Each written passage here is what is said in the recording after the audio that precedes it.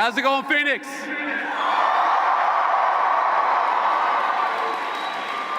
It's so good to be here with you all on this amazing day to close out an amazing AmFest 2025.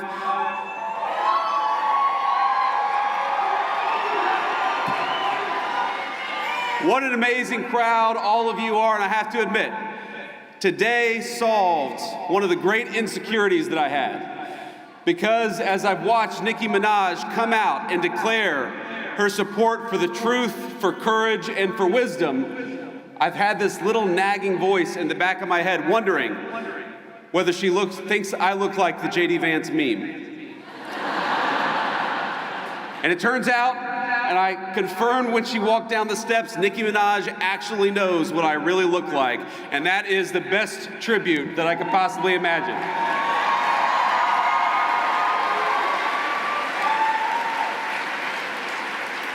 I have to start off with a note of gratitude. Erica, I cannot thank you enough for your strength, your grace, and your kind words of support for this administration and for me personally.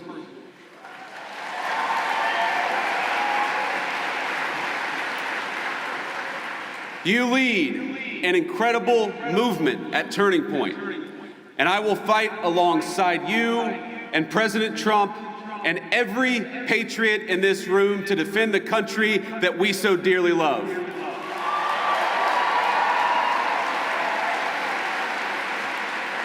And when I say that I'm going to fight alongside of you, I mean all of you, each and every one. President Trump did not build the greatest coalition in politics by running his supporters through endless, self-defeating purity tests. He says, "Make America great again," because every American is invited.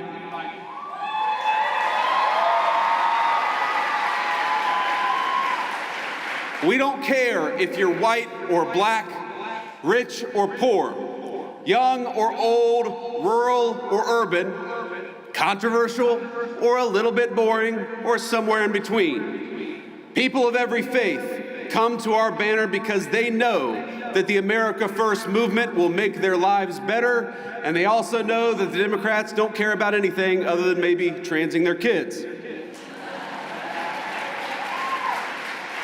So if you love America, if you want all of us to be richer, stronger, safer, and prouder, you have a home on this team.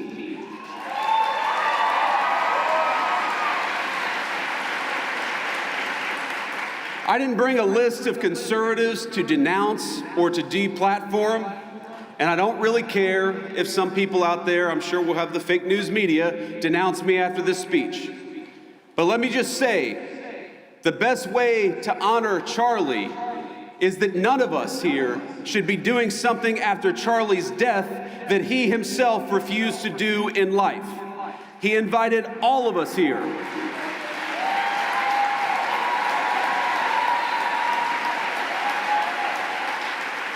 Charlie invited all of us here for a reason, because he believed that each of us, all of us, had something worth saying, and he trusted all of you to make your own judgment.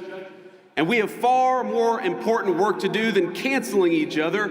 We have got to build, and President Donald Trump is a builder.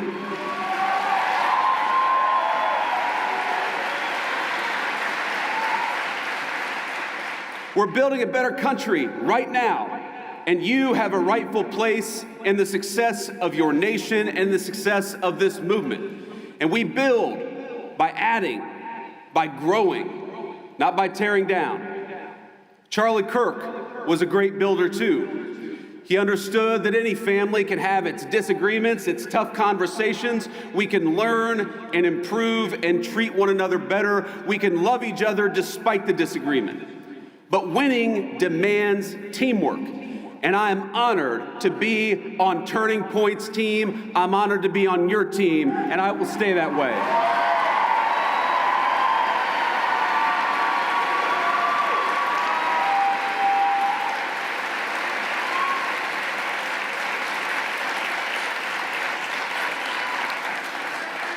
There's still so much important work to do, my friends. We're barely a year into this administration, not even a year into the administration. But I'm so proud of the accomplishments of the president and the entire administration.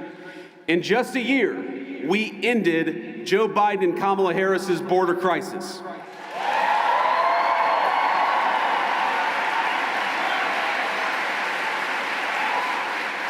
December marks 7 months straight of zero releases at the southern border.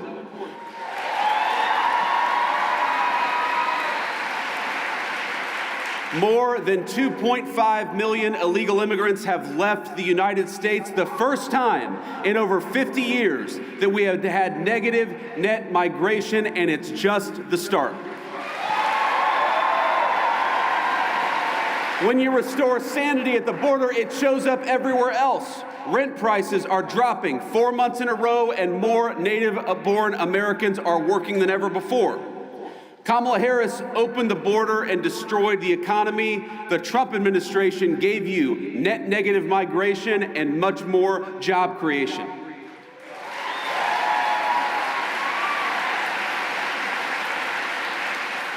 Real wages are finally growing. Inflation is half of what it was under Democrats. Gas prices are their lowest in years. And we have finally made it clear that in the United States, we believe in hard work and merit. Unlike the left, we stand against treating anybody, and I love what Nikki said about this. We don't treat anybody different because of their race or their sex. So we have relegated DEI to the dustbin of history, which is exactly where it belongs.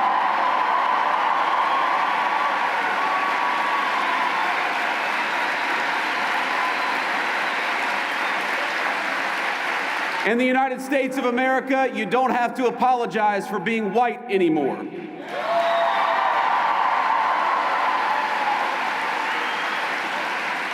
And if you're an Asian, you don't have to talk around your skin color when you're applying for college, because we judge people based on who they are, not on ethnicity and things they can't control.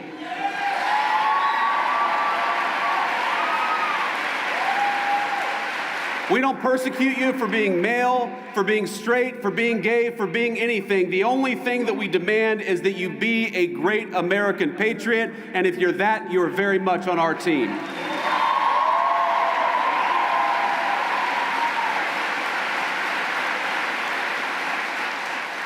Just consider the contrast. Kamala Harris used the government to censor you. We're using, in the Trump administration, the government to protect your free speech, whether it's on college campuses or in the digital marketplace of ideas.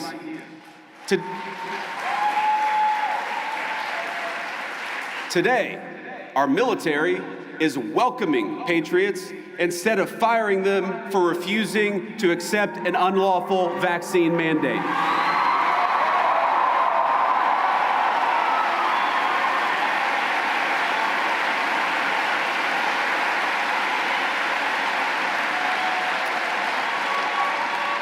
And to honor Charlie, but also to honor all of you, we're working to end the scourge of left-wing violence in the United States of America. We're going after the far-left crime networks, but we're also going after the monsters that fund them. We don't just want to go after the Antifa member who threw a brick at an ICE agent. We want to know who bought the brick, and we're going to prosecute them too.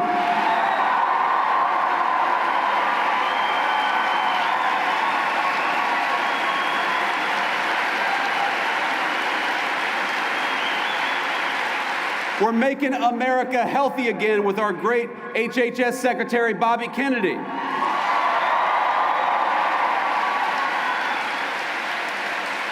We're bringing drug prices down and purging our food supply of the poison that had built up over a generation.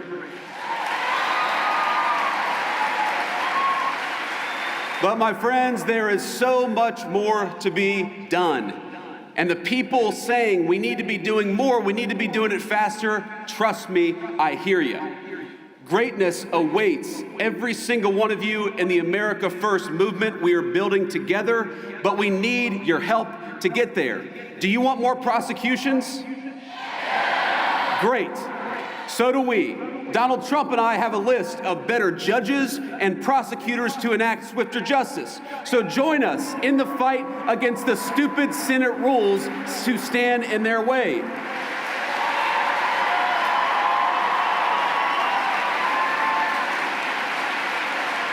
Do you want faster deportations?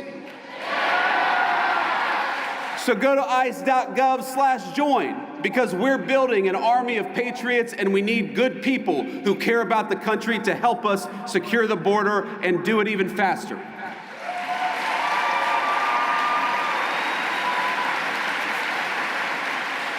Do you want rents to keep dropping and wages to keep rising as they have over the last few months?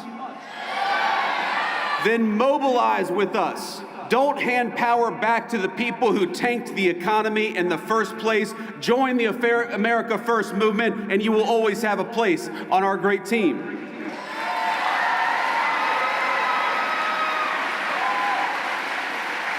Next month will be the official one-year anniversary of the Trump administration, and I am damn proud of our record so far.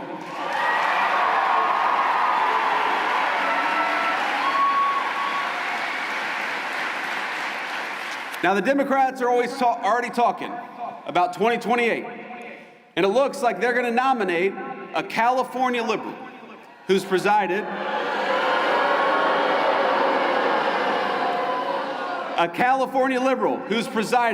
over rolling blackouts, open borders, and unchecked violent gangs.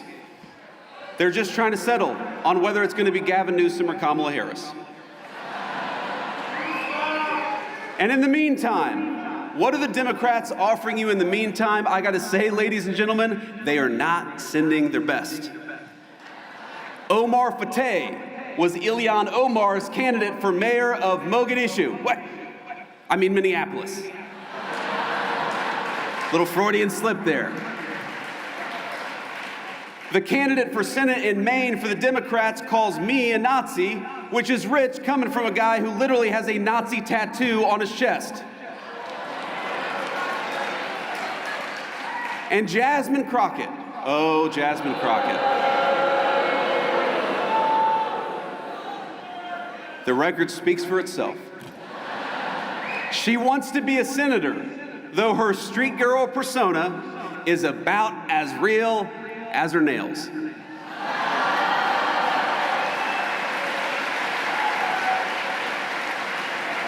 But ask yourself, what do all of these people have in common? And the unfortunate answer is they are puppets. They don't actually matter. They are cogs in a machine that wants to make you poorer, that wants to make you less powerful, and wants to make you less safe in the country your ancestors built. And while President Trump and I are doing everything we can to break that machine, the left is still there, my friends, and they are still very powerful. Don't delude yourselves. It's the activist groups who want to poison your kids with hormone replacement therapy and toxins in your water supply. It's the corporate boardrooms pushing diversity quotas while whining about the fact that Donald Trump won't let them ship American jobs overseas anymore, and boo-hoo to that. It's the rogue district judges who issued nationwide injunctions every time the president lifts a finger. It's the Soros DAs who cheered on as their cities burned. What unites them? They win when our country loses. They get rich when you get poorer. They hire the illegals that they bring in to take your jobs. They drink fine wine in the countries they ship your jobs to. They censor you because they'd rather destroy the Constitution than risk losing an argument. They bring in millions of voters because they know they can't win the argument with the people who are already here. And you know what else unites them? We are going to kick their ass next November and every year after that.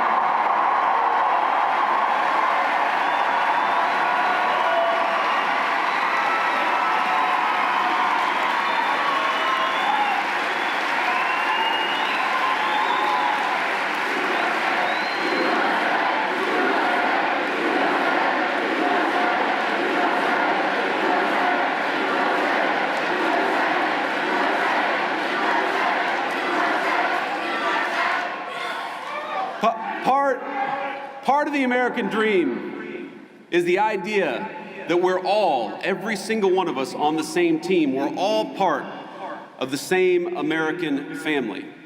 If you want to destroy that, do what Democrats have done, not just for the last 5 years, but for the last 30 or 40. Make one race the enemy of another. Make one gender the enemy of the other. Make Americans suspect and despise each other instead of loving their shared country. When I think about some of the most impassioned debates happening in our country, the nature of citizenship, of what it means to be an American, it all speaks to an obvious truth. Americans are hungry for identity. We're hungry for belonging. We're hungry for a sense of our place in the world. And it's no surprise why. For many years, our fellow Americans have been dealing with a globalized economy that homogenized cultures and hollowed out our towns. Academics and activists pushing race and gender politics down everyone's throat 24/7. Big tech overlords using their internet platforms to censor stories that challenge the dominant far-left narrative in our country.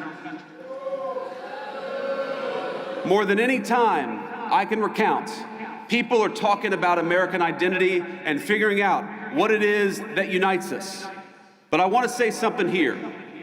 The only thing that is truly served as an anchor of the United States of America is that we have been, and by the grace of God, we always will be, a Christian nation.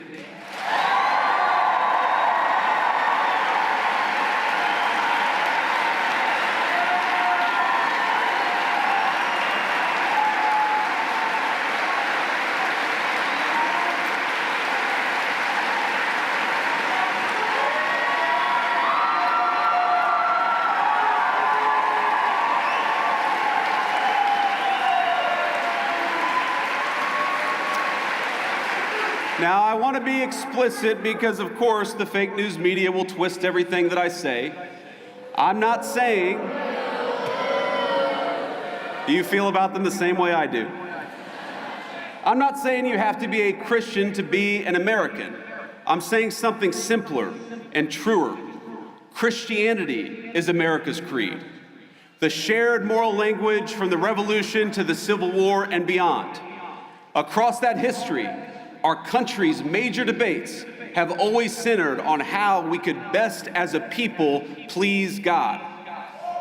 That creed, think about it. That creed motivated our understanding of natural law and rights, our sense of duty to one's neighbor, the conviction that the strong must protect the weak, and the belief in individual conscience. Even our famously American idea of religious liberty is a Christian concept. Because we're all creatures of God, we must respect each individual's pathway to that God. But over the last 50 years, there has been a singular focus, a war that has been waged on Christians and Christianity in the United States of America. And let me say, of all the wars that Donald Trump has ended, that is the one we're proudest of.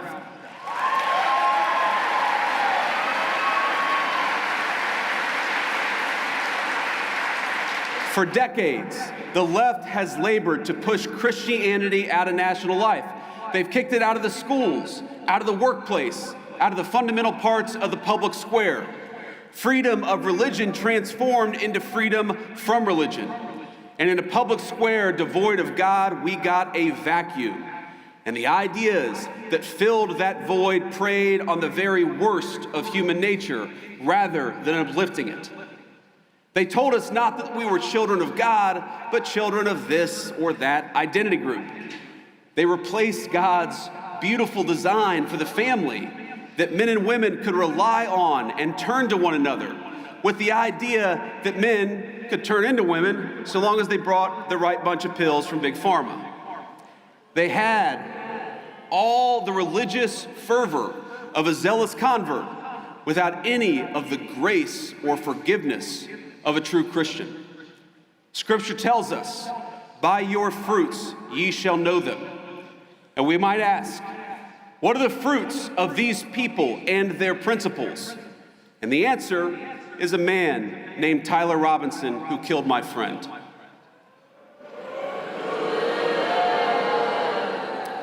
Think about it. He has everything that the far left want from our young men. He rejected the conservatism and the spirituality, the values of a small town family. He moved into a small apartment. He became addicted to porn. He became addicted to hate. And he ended up sleeping with somebody who doesn't know whether they're a man or a woman. That is the nightmare scenario, but that is the scenario that the left has actively advertised they want for American families. And the young men in the audience in particular. That is exactly why we have to fight them. Because the fruits of true Christianity are men like Charlie Kirk.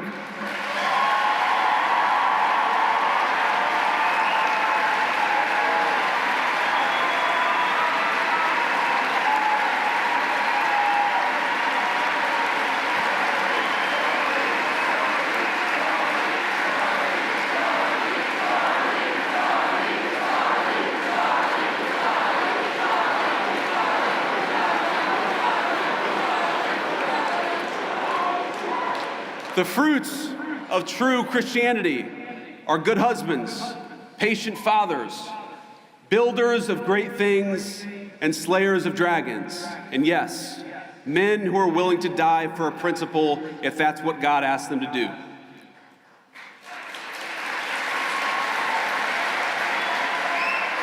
Because so many of us recognize that it is better to die a patriot than live a coward.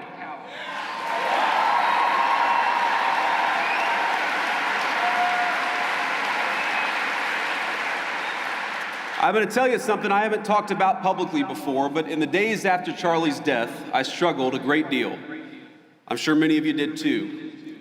I remember watching every video of the assassination, looking for clues, trying to understand what happened. I'd try to hide my friend and that terrible bullet hitting him, but I would try to look around. I stayed up all night for many nights in a row, researching every conspiracy theory, going down every rabbit hole. When my lovely wife, Usha, told me to come to bed, I told her I owed it to Charlie to try to uncover every stone, and so that's what I tried to do. I remember I was consumed by this fear that Charlie's death wouldn't just deprive a family of their husband or of a good father, but that it would deny our movement of a great unifier of people and a great doer of great deeds. It's the only time I can remember my wife ever telling me that she was really worried about me. She told me it many times. But what saved me was not lying to myself, but accepting the reality of the fight that we're in. Charlie's death was an immense loss, an irreplaceable loss. We got kicked in the teeth, my friends, and there's no sugarcoating it or pretending that it didn't happen. We need to accept that. And what saved me was realizing that the story of the Christian faith, like the story of these United States of America, is one of immense loss followed by even bigger victory. It's a story.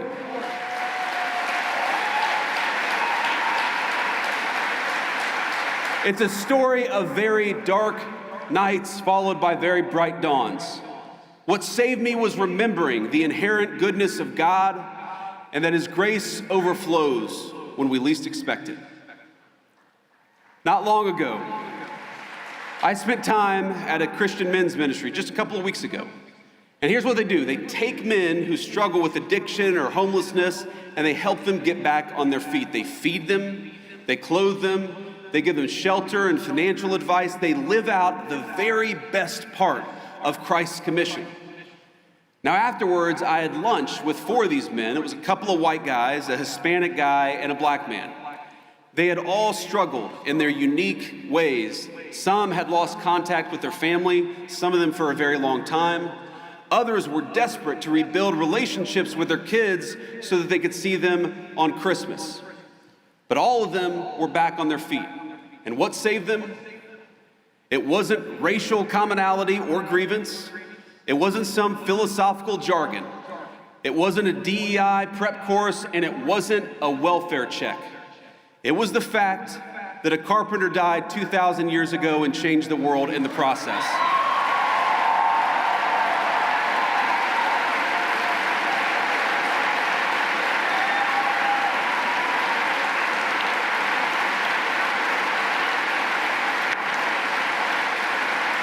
If you go to almost any food pantry in this country, you will find Christians feeding the poor.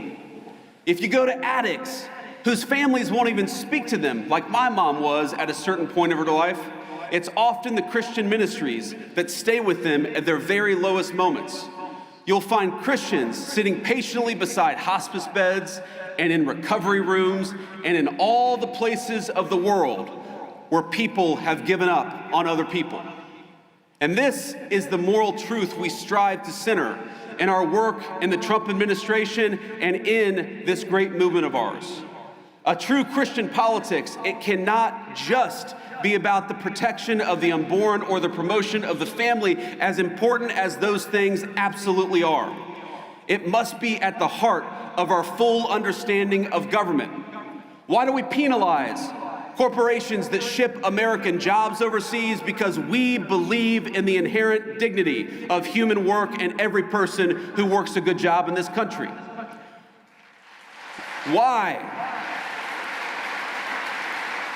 Why have we worked, without the help of Congress, to restrict H-1B visas, for example? Because we believe it is wrong for companies to bypass American labor just to go for cheaper options in the third world.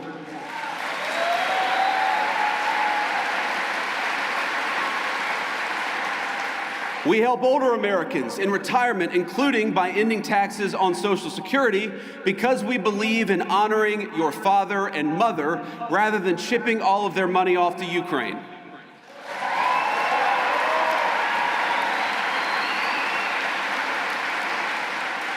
We believe in taking care of the poor, which is why we have Medicaid, so that the least among us can afford their prescriptions or to take their kids to see a doctor. And it's why we are outraged at the injustice of Tim Walz allowing Somalian immigrants to defraud that program to the tune of billions of dollars. It ought to go to Americans, because that's who it's there for.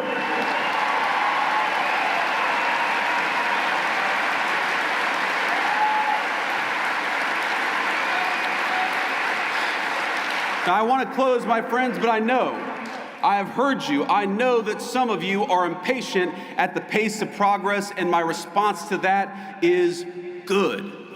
Be impatient.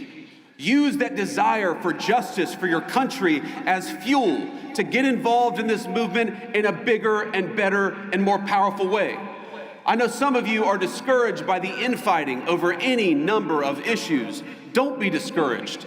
Wouldn't you rather lead a movement of free thinkers who sometimes disagree than a bunch of drones who take their orders from George Soros?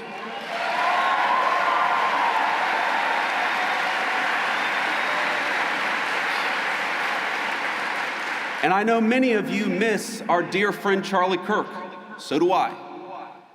I miss his optimism. I miss his energy. I miss the phone calls where we'd strategize about how to get this or that GOP congressman to get off their ass and do something. But most of all, I miss Charlie's wisdom. I miss his reminder that politics is not a dress rehearsal or a game. We are making decisions that will save our country and give the American people a shot at their dreams again. If you miss Charlie Kirk, do you promise to fight what he died for?